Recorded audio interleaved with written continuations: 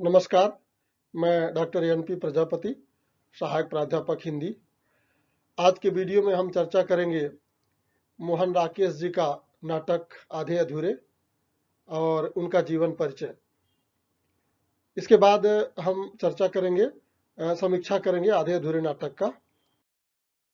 सबसे पहले चर्चा करते हैं मोहन राकेश जी का जीवन परिचय।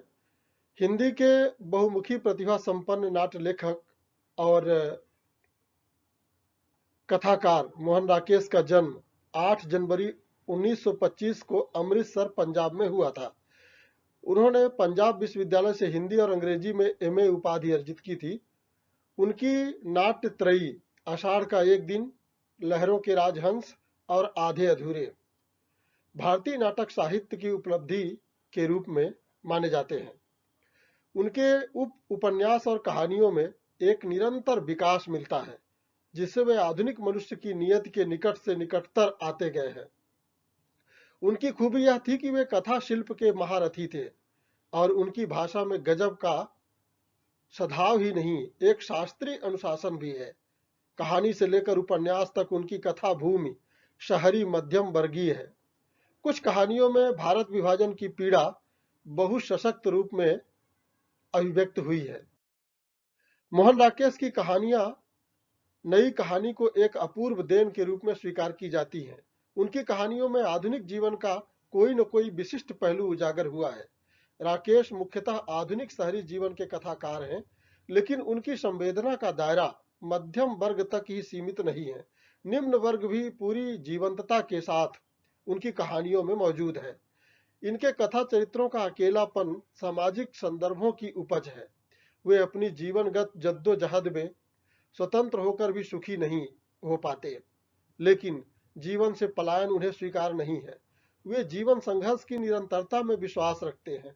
पात्रों की इस संघर्षशीलता में ही लेखक की रचनात्मक संवेदना आश्चर्यजनक रूप से मुखर हो उठती है। हम अनायास ही प्रसंगानुकूल कथा शिल्प का स्पर्श अनुभव करने लगते हैं, जो अपनी व्यंग्यात्मक सांकेतिकता और भावानुकूल नाटकीयता से हमें प्रभावित करता है। इसके साथ ही साथ लेखक की भाषा भी जैसे बोलने लगती है और अपने कथा परिवेश को उसकी समग्रता में धारण कर हमारे भीतर उतर जाती है। कहानी के बाद राकेश को सफलता नाटक लेखन के क्षेत्र में मिली। जीविकोपार्जन के लिए वे अध्यापन कार्य से संपृक्त रहे। वे कुछ वर्षों तक सारिका के संपादक भी रहे। आषाढ़ का एक दिन और आधे अधूरे के रचनाकार के नाते संगीत नाटक अकादमी से पुरस्कृत सम्मानित किए गए। उनका निधन जनवरी 1972 को नई दिल्ली में हुआ। अब उनकी कृतियों की बात करें तो उनकी कृतियां प्रमुख रूप से हैं। सबसे पहले हम देखें उपन्यास। उपन्यास में अंधेरे बंद कमरे, अंतराल, ना आने वाला कल। कहानी संग्रह क्वार्टर तथा अन्य कहानियां, पहचान तथा अन्य कहानियां, वारिस तथा अन्य कहानियां। नाटक आषाढ़ का एक दिन, लहरों के राजहंस, आधे अधूरे, पैर तले की जमीन, शाकुंतल, मृक्षकटिक, ये अनुदित नाटक हैं। अंडे के छिलके, अन्य एकांकी तथा बीज नाटक, रात बीतते तक तथा अन्य ध्वनि नाटक, एकांकी, बकलम, खुद, परिवेश, ये इनका निबंध है। आखिरी चट्टान तक, यात्रा वृत्तांत, एकत्र, अप्रकाशित असंकलित रचनाएं, बिना हाड़ मांस के आदमी, बाल उपयोगी कहानी संग्रह, मोहन राकेश रचनावली, जो कि 13 खंडों में प्रकाशित हुई है। आधे अधूरे मोहन राकेश का एक चर्चित नाटक है। मोहन राकेश वैसे तो कथा, उपन्यास, संस्मरण के क्षेत्र में भी महारत रखते थे, किंतु नाटकों के लिए ही ज्यादा याद किए जाते हैं। आधुनिक युग में मराठी, बांग्ला, कन्नड़ आदि भाषाओं में अनेक चर्चित नाटककार हुए हैं। हिंदी में नाटककार कहते ही जहन में पहला नाम मोहन राकेश का ही उभरता है। मोहन राकेश ने इस नाटक के माध्यम से चार दीवार और छत से पूर्ण होने वाले घर के भीतर की अपूर्णता व्यक्त की है। मनुष्य के मन का अधूरापन ही समस्त विसंगतियों की जड़ है। आधे अधूरे की हम समीक्षा करें मोहन राकेश जी का यह नाटक अपने पहले मंचन यानी 1969 से ही चर्चित में रहा है। तब से अब तक अलग अलग निर्देशकों और कलाकारों द्वारा इसका सैकड़ों बार मंचन हो चुका है और आज भी यह उतना ही प्रशंसित है। निर्देशकों के अनुसार यह रंगमंची दृष्टि से तो उपयुक्त है ही, इसका कथानक भी समकालीन जीवन की विडंबना को सार्थक ढंग से व्यक्त करता है, जो बदलते परिवेश में भी प्रासंगिक है। दरअसल नई कहानी के दौर में मोहन राकेश या उसके कुछ समकालीन जिस आधुनिक भावबोध की बात कर रहे थे, वह विकास की विषमता या नगरीकरण की विषमता के कारण कुछ क्षेत्रों में अभी हाल की घटना लगती है। भौगोलिक विषमता और विकास के पहुंच की सीमा के कारण यदि तब यह सब लोगों की हकीकत नहीं थी, तो आज भी कई हिस्से इससे अछूते हो सकते हैं। बहरहाल लेखक यह चिंता नहीं करता कि उसकी रचना में व्यक्त सच सबका सच हो।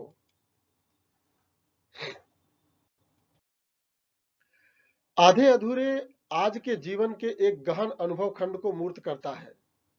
इसके लिए हिंदी के जीवंत मुहावरे को पकड़ने की सार्थक प्रभावशाली कोशिश की गई है। इस नाटक की एक अत्यंत महत्वपूर्ण विशेषता इसकी भाषा है। इसमें वह सामर्थ्य है जो समकालीन जीवन के तनाव को पकड़ सके। शब्दों का चयन, उनका क्रम, उनका संयोजन, सब कुछ ऐसा है जो बहुत संपूर्णता से अभिप्रेत को अभिव्यक्त करता है। लिखित शब्द की यही शक्ति है और उच्चरित ध्वनि समूह का यही बल है, जिसके कारण यह नाटक रचना बंद और खुले दोनों प्रकार के मंचों पर अपना सम्मोहन बनाए रख सकी।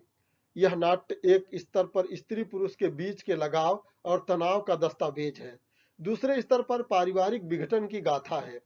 एक अन्य स्तर पर यह नाट्य रचना मानवीय संतोष के अधूरेपन का रेखांकन है। जो लोग जिंदगी से बहुत कुछ चाहते हैं, उनकी तृप्ति अधूरी ही रहती है। एक ही अभिनेता द्वारा 5 पृथक चरित्र निभाए जाने की दिलचस्प रंग युक्ति का सहारा इस नाटक की एक और विशेषता है। संक्षेप में कहें तो यह आधे अधूरे समकालीन जीवन का पहला सार्थक हिंदी नाटक है।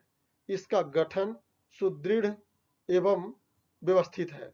मोहन राकेश कहानी से नाटक की तरफ आए थे, मगर उनकी संवेदना और भावबोध का क्षेत्र लगभग वही रहा। महानगरी जीवन के अलगाव, अजनबियत, एकाकीपन, अतृप्त आकांक्षा आदि जो औद्योगिकीकरण के फलस्वरूप ग्रामीण जीवन से नगरीय जीवन में संक्रमण से तीव्रता से प्रकट हुए थे। मोटे तौर पर कह सकते हैं कि यह आजादी के बाद के महानगरीय जीवन के लक्षण हैं। आधे अधूरे के कथानक के केंद्र में एक मध्यम वर्गीय परिवार है, जिसमें पति पत्नी के अलावा उनके 2 बेटियां और एक बेटा है। अन्य पात्रों में 3 और पुरुष हैं। नाटक की संपूर्ण घटना एक कमरे में ही घटित होती है। हालांकि संवाद से संपूर्ण परिवेश और उसका द्वंद्व उभर आता है। इस नाटक की केंद्रीय चिंता क्या होती है? एक सामान्य पाठक जब नाटक के आखिर तक यानी क्लाइमेक्स तक पहुंचता है, तो उसे महसूस होता है और लेखक भी इशारा कर देता है कि दुनिया में पूर्ण कोई नहीं है, सब आधे अधूरे हैं। पूर्णता की तलाश बेईमानी है। मनुष्य की महत्वाकांक्षा असीम है, जो दुनिया के यथार्थ से हरदम मेल नहीं खाती। यह स्थिति तब और भयावह हो जाती है जब आर्थिक सक्षमता पर्याप्त न हो। आदमी जो भी है, अपने खूबियों और कमियों के साथ है। संबंधों का निर्वहन इस स्वीकार बोध के साथ ही संभव है, अन्यथा जीवन घसीटते गुजरता है। अवश्य अन्य परिस्थितियां नकारात्मक हों तो इसकी तीव्रता को बढ़ा देती है। नाटक की केंद्रीय चरित्र सावित्री पढ़ी लिखी महत्वाकांक्षी कामकाजी महिला है। वह जीवन को भरपूर जीना चाहती है, मगर ऐसा हो नहीं पा रहा है। इसका एक कारण, जो बहुत हद तक सही भी है, खराब आर्थिक स्थिति है। उसके अकेली नौकरी से पूरा घर चल रहा है। पति व्यवसाय में असफल होकर निकम्मा हो गया है। बेटा पढ़ाई में असफल तो है ही, कामचोर भी है। उस पर भी वह उसके लिए लगातार प्रयास करती है। बड़ी बेटी लव मैरिज कर भी सुखी नहीं है। छोटी बेटी की जरूरत पूरी नहीं हो पा रही है। ऐसे में उसका यानी सावित्री का खींचना असहज महसूस करना स्वाभाविक भी लगता है, मानो उसकी अपनी जिंदगी खो सी गई है। इससे उसके अंदर एक अतृप्ति का भाव पैदा होता है। वह इसके तृप्ति के चाह में कई पुरुषों के संपर्क में आती है, मगर उसको तृप्ति नहीं मिलती। यह द्वंद्व में जीती है। उसका एक मन घर से जुड़ता है तो दूसरा मन घर से दूर होना चाहता है। मगर समस्या यह भी है कि वह अतृप्त तब भी थी जब सब कुछ ठीक ठाक था, आर्थिक स्थिति अच्छी थी, पति का व्यवसाय भी चल रहा था। तब उसे शिकायत थी कि पति यानी महेंद्र नाथ के माता पिता उसे महेंद्र नाथ को अपनी जिंदगी नहीं जीने दे रहे हैं, उसे अपने गिरफ्त में रखना चाहते हैं। फिर कुछ समय बाद यह शिकायत महेंद्र नाथ के दोस्तों पर प्रतिस्थापित हो गया कि वे उसको बर्बाद कर रहे हैं, यानी समस्या की जड़ कहीं और है। समस्या खुद सावित्री के अंदर है, जिसे जुनेजा अच्छी तरह से उद्घाटित करता है। वह पुरुष में जिस पूर्णता की कामना करती है, दरअसल जीवन में वैसा होता ही नहीं। वह एक आदमी में सब कुछ चाहती है और ना पाकर उसका उपहास करती है, उसकी कमजोरी पर कभी कभी खींचती है, कभी व्यंग करती है, मगर वह कभी एक पल के लिए नहीं सोच पाती कि समस्या की जड़ वह खुद है। शुरुआत में दर्शक की सहानुभूति उसके पक्ष में जाती है। वह वैवाहिक जीवन में पति से प्रताड़ित भी हुई है। आज वह पूरे घर के खर्च का निर्वहन कर रही है, लेकिन जैसे जैसे घटनाक्रम आगे बढ़ता है, एक दूसरा सच भी स्पष्ट होने लगता है, जिसका सार जुनेजा के इस वक्तव्य में है। असल बात इतनी ही कि महेंद्र की जगह इनमें से कोई भी होता तुम्हारी जिंदगी में, तो साल 2 साल बाद तुम यही महसूस करती कि तुमने गलत आदमी से शादी कर ली। उसकी जिंदगी में भी ऐसे ही कोई महेंद्र, कोई जुनेजा, कोई शिवजीत या कोई जगमोहन होता, जिसकी वजह से तुम यही सोचती, यही सब महसूस करती, क्योंकि तुम्हारे लिए जीने का मतलब रहा कितना कुछ एक साथ होकर, कितना कुछ एक साथ पाकर और कितना कुछ एक साथ ओढ़कर जीना। वह उतना कुछ कभी तुम्हें इन किसी एक जगह नहीं मिल पाता। इसीलिए जिस किसी के साथ भी जिंदगी शुरू करती, तुम हमेशा इतनी ही खाली, इतनी ही बेचैन रहती। नाटक के अन्य पात्र देखा जाए तो इस केंद्रीय संवेदना की सघनता को बढ़ाते हैं। सावित्री का पति महेंद्र नाथ एक बेरोजगार व्यक्ति है, लगभग उपेक्षित, कोई उसकी परवाह नहीं करता। सावित्री की नजर में एक रीढ़हीन व्यक्ति जो अपना निर्णय नहीं ले सकता, लेकिन किसी समय वह घर का प्रमुख भी था। व्यवसाय में असफलता ने उसे बेरोजगार कर दिया है। हालांकि इस असफलता में घर में किए गए उसके अनाप शनाप खर्च भी कारण रहा है, लेकिन इसकी किसी को परवाह नहीं। अवश्य महेंद्र नाथ की अपनी मानवीय कमजोरियां हैं, लेकिन सावित्री की बार बार उलाहना और व्यंग ने उसे कहीं अधिक कमजोर बना दिया है और हीनता बोध से ग्रसित हो गया है। वह एक तरह से प्रताड़ित और डरा हुआ है।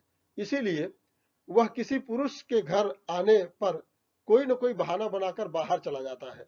उस पर भी विडंबना यह आरोप कि उसमें किसी का सामना करने की हिम्मत नहीं है। बड़ी बेटी बिन्नी मनोज से प्रेम विवाह करती है और वस्तुतः उसकी मां सावित्री का प्रेमी था वो। वह भी लगभग उसी द्वंद से ग्रसित। दोनों एक दूसरे को समझ नहीं पा रहे। सब कुछ ठीक होकर भी कुछ ठीक नहीं है। कहीं कुछ गड़बड़ है, मगर गड़बड़ क्या है वह कहती भी है। वजह सिर्फ हवा है जो हम दोनों के बीच से गुजरती है। या फिर वह कहता है कि मैं इस घर से ही अपने अंदर कुछ ऐसी चीजें लेकर गई हूं जो किसी भी स्थिति में मुझे स्वाभाविक नहीं रहने देती। छोटी लड़की किन्नी भी अपने उम्र से कुछ अधिक बर्ताव करती है। किसी के प्रति उसके अंदर सम्मान दिखाई नहीं देता।